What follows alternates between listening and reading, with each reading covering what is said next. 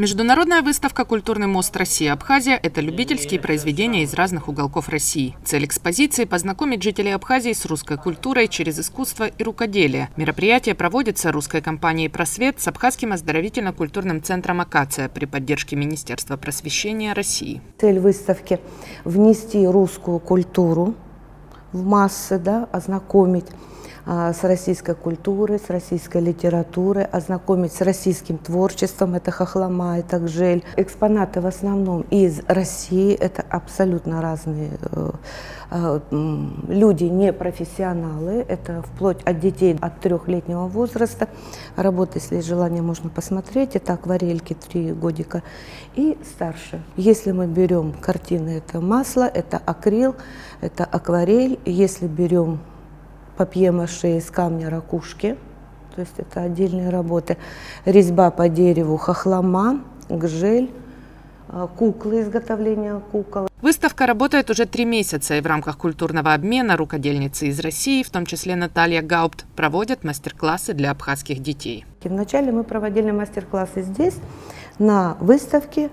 Затем стали проводить, сейчас мы проводим выездные мастер-классы, это село Кутол, село Джигерда проводились мастер-классы, 2-7 классы. Мы знакомили кутольских детей, делали газету, праздник осени проходил, у нас есть газета, то, что мы сотворили с детьми, то есть русские газеты в Абхазии, начиная 20-30-е годы, мы знакомим детей с этой литературой, как изготовить газету. Плюс ко всему мы проводили мастер-класс «Русские писатели в Абхазии». Это Чехов, это Паустовский. То есть преподнесли детям, кто из русских писателей, начиная с середины XIX века до наших дней, посетил Абхазию, какие произведения были написаны, что Горьким, почему его первое произведение «Рождение человека», допустим, было написано именно здесь, в Абхазии. Детям это было очень интересно, поскольку они что-то знают, но с чем-то они просто не знакома. Мастер-классы по разным видам рукоделия и лекции по литературе пришлись по душе детям и их родителям. Многие приходят повторно, просто провести время, порисовать или почитать стихи собственного сочинения. К нам подходят дети.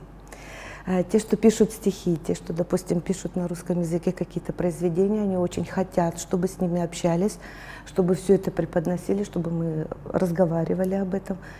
Родители подходят в том плане, что многие дети поступают в российские вузы, соответственно, подготовка к ЕГЭ. То есть вот русский язык, литературу очень многие просят внести здесь как отдельным классом. То есть вот такая тематика. И, конечно, все наши работы, у нас также работали Маша Морозова, Ульяна Попова, работа с детьми, это фенечки, это... Что мы еще делали? Пластилин, лепка, фенечки, браслетики. Это дети были просто в восторге, так же, как их родители. Пока дети занимаются одним, Маша Морозова учила родителей российская культура, вышивка гладью, то есть это тоже очень понравилось. Как результат многочисленных мастер-классов, выставка пополнилась работами абхазских детей. Здесь и матрешки в национальных костюмах, и картины, и целые композиции из пластилина. У нас есть работа девочки из Джигердинской школы, Камила, очень хорошая работа, у нее просто великолепная.